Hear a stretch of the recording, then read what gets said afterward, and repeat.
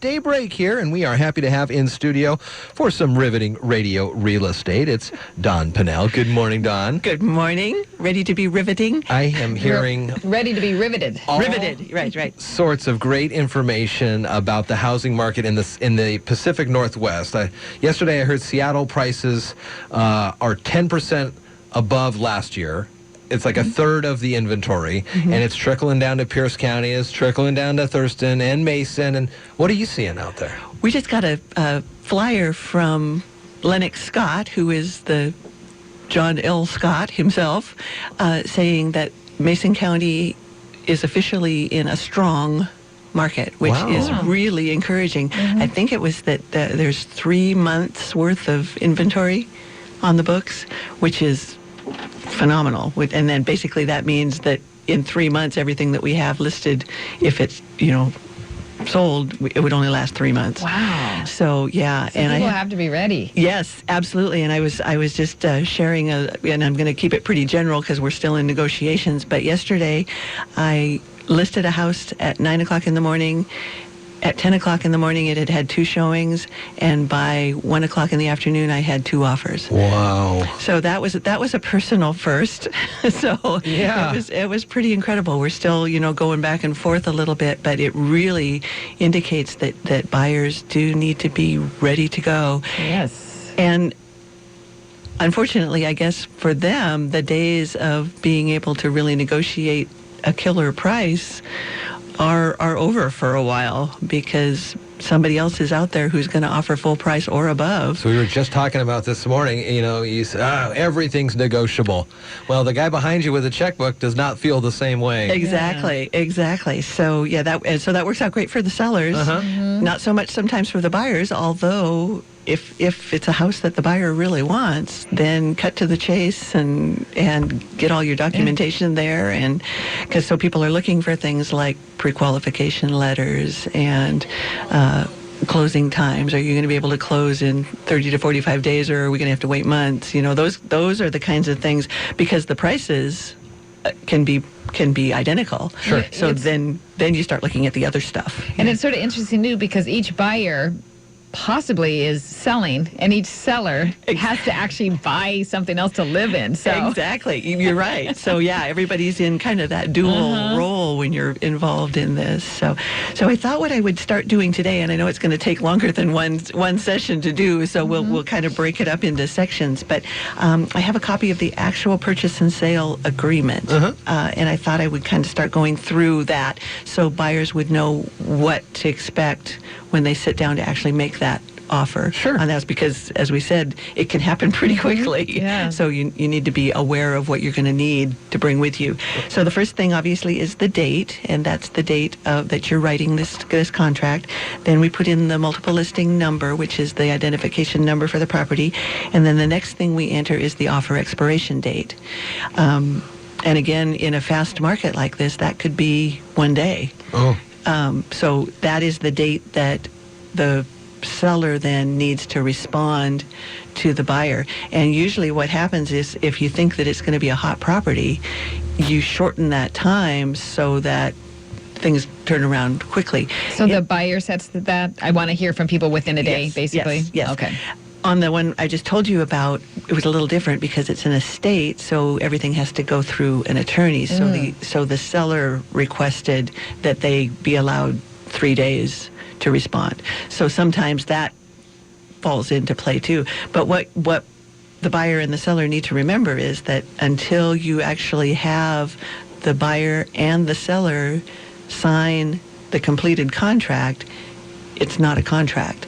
So I've had a couple cases where we're in negotiations with a contract and somebody else slips in with a better offer, and the seller can take that better offer because they haven't agreed to the first offer. Sure. So, and that's why a lot of times the buyer wants that short period of time, because they don't want somebody else swooping in and stealing the property from them. Wow. So that's a discussion that your agent, as the buyer, will have with you, is how much time do we need to give these folks, and how interested are you in getting this wrapped up quickly? So can be. I've even heard up in the Seattle market, they'll give an hour Good grief. Yeah, yeah. Wow. So You have to be ready to roll. The seller has to respond within an hour. Sure. So yeah, so we're not to that point yet, at least that I've seen, but it could happen. It could happen. So then the next thing that gets filled in is the buyer's name and the seller's name, and we have to keep in mind that this is their legal name. So this is the way it's going to appear on the deed. So a lot of people come in and say, well, my name is Mickey Smith. Well, okay, what's your legal name? Sure. And it turns out to be something completely different than that. So we need to be prepared to put in that full legal name. Mm-hmm. Then we have the tax parcel of the property. This usually gets filled in automatically from the listing, but so the buyer wouldn't need to know that necessarily, but that is on the contract. The parcel number, tax parcel number, and the address with the state and the zip and all that kind of stuff. And then it says legal description attached, and every listing that goes into the multiple listing service has to have a legal description from the county auditor that is attached to that listing that the buyer's agent can print off. So, and that's the legal description of starts here, goes to here, goes to here, or the measurements of the Sure. property. So, and we find that on the auditor's page. So can somebody from another country come in and buy Yes. a house? There's no limits on that? Like I heard a story that in Mexico, only certain people could buy, only Mexicans can buy like certain amount to the coast, and Right. but you could buy, is that something here also? Or No, but foreign nationals do have to fill out extra paperwork because they have to. There's a tax issues Okay. that need to go through that. So, yeah, but certainly they can. And, Okay. and I know in Seattle they're seeing a lot of Chinese nationals coming in and right. buying property, and yeah. So Okay, huh, we haven't interesting. seen that here yet, but. In fact, there is a section that we'll get down to in a little bit that asks, this is about the seller, whether the seller is a foreign person or not. So, and that has to do with taxes. Okay, Interesting. Yeah. So we have to make sure that legal description is attached, and the buyer and the seller usually initial that as part of the contract. And then the next thing that's on here that is a discussion with this buyer at this point is items that are included in the sale. So usually the listing will say the sale includes like the stove and the refrigerator or not, the dishwasher, those kinds of things. So those are all listed on here, and you check those. So like washer, dryer, that kind Or of like stuff. a bird bath. Or a bird. Well, Bird bath. that's not listed on here, but but it says other, Oh, so and you that's gotta where have people that. write in things like the bird bath or the really cool porch swing or the those kinds of things. Interesting. And so then the seller can say, yeah, I'll throw that in. So what happens if it's on the sheet and then the buyers show up and the bird bath's not there? If it's on the contract and that the buyer signed or that the seller signed that bird bath was included, then the buyer has the right to Wow. go back on the seller and say, hey, it says on this Interesting. contract that, and I've had that happen one time that said the microwave was included, and when the people went to move in, the microwave wasn't there. So I called the seller's agent and said, hey, so they brought the microwave back. Wow. Yeah. Interesting. And sometimes they've had to buy, if it Yeah. says that a stove is included and there's no stove there and they don't have a stove, the seller needs to go out and buy a stove to put in there because it's on the contract that was included in the sale. Usually the only things that you can kind of count on being there are a stove and a dishwasher sometimes. Sure. People often take their refrigerators with them. So Wow, they're so nice these days. well, right, and expensive. Yeah. Or their So- washer and dryers. and washers and Yeah. dryers are a pretty common thing that people take. So, but if it is included in the sale, it will They be are listed. responsible for it. Wow. Yeah, Interesting. yeah. And Good people to know. It's good to know. people do write things on there Yeah. like the paddle boat or the paddle boat that's in the garage we want to or the riding lawnmower we want to have included. Have you ever seen one where it says everything? Like they love the style and everything down to the fixtures or something like that. I have seen that. Usually that's done as a separate sale because lenders don't like to lend on things like furniture and that Okay. kind of thing. So if somebody wants all the furniture included, we usually do that as a separate transaction directly between the buyer and the seller, and they say, okay, I'll sell you all the furniture that's in the house for X amount of money. Sure. Oh, interesting. And people Yeah. do that. Yeah. People do that. Usually things like light fixtures and window coverings, that kind of thing, are usually included. Okay. So if they're not, then the seller will make a note in their part that hey, the chandelier in the dining room isn't included. I'm taking it with me. Okay. So Wow. Yeah. So anyway, and then the next thing we come to, and this is number 6 on the list, is the purchase price. Yeah. so that's well down the list of things that we discuss. So that's the dollars and cents of what you're offering. And then the next one is earnest money, and people get confused about this, so I wanted to spend a little time. Earnest money is the amount of money that you put down that shows that you're serious about buying this house, because that's the money that if the deal falls through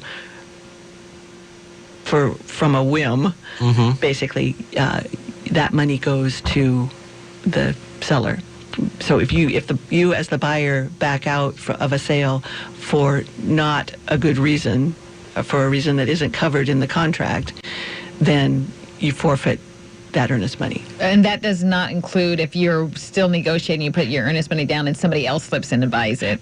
No, you get it. Then you get it back. You get it back. Okay. And there are always contingencies in a sale, like inspection, septic inspection, title, looking at the title. If you back out of a sale for any of those reasons, then you get your earnest money back, because those contingencies are part of the contract. Is it a percentage of the price of the house that's a good example, or? That's one guideline. It can be any amount or none, really. I mean, I usually don't recommend that people don't put some kind of earnest money down, just because most sellers are looking for that. And again, it shows how serious you are. So if you're really, really serious about buying the house, you can make it $5,000, and I've seen that happen. Or you can make it $200.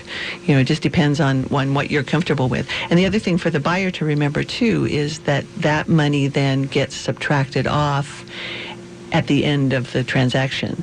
So if you put $5,000 down, say, as earnest money, that money gets held at the escrow office and then subtracted off at the end.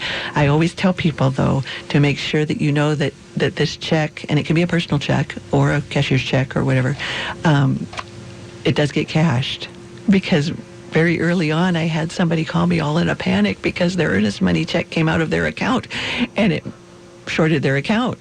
So I can always say, yes, you're writing this check and it will be held, but it will be cashed. Yeah. So be aware of that. Wow. So, yeah. Don, we have about a minute left here in the program. So what else can we talk about? So that might be a good place to stop then. And then next time we'll talk about the other things that are on the contract. Most people don't realize how much is involved. Yeah. I mean, it's typically a 16, 17-page document by the time you get through everything. And so then, of course, you're signing all of that stuff. And that's really just the beginning, because then you get, when the sale goes through, you have all that other paperwork. I remember that day. I had a ton of paperwork. It's a lot of paperwork. And most people, I mean, I usually set aside an hour for folks to sign all those papers. It's pretty incredible and confusing. I just had somebody just recently that was out of town when they had to sign papers, and so the papers just got emailed to them, and there wasn't really anybody there to walk them through how to do it. And she called and she says, "This is really complicated. I'm not sure I understand all this." So yeah, it's a major purchase, and we have to keep that in mind. So Dawn, let everybody know how they can get in touch with you so you can start the process for them. Help them. I would love to have them call me at 360-490-4493, or go on my website, or stop by and see me at the corner of 3rd and Railroad at the John L. Scott office, or call there and they can make an appointment, because I want to be sure and be there to meet with you. So would love to help people. Very good. Dawn Pannell on every other week here for Riveting Radio Real Estate. Have a good weekend. Thank you. You too. And happy Father's Day. Oh, thank you. Thank you very much. That's right. It is Father's Day. The Chad Benson Show, live weekdays. That pretty much puts the wraps on the program for us today here on iFiber One News Radio. So yeah, have a great weekend. Have a fun summer solstice. We'll be back on Monday. Here's the latest from the ABC News. I'm Daria Albinger. It was 1 year ago today. Police say Dylan Roof entered an historic black church in Charleston, South Carolina, asking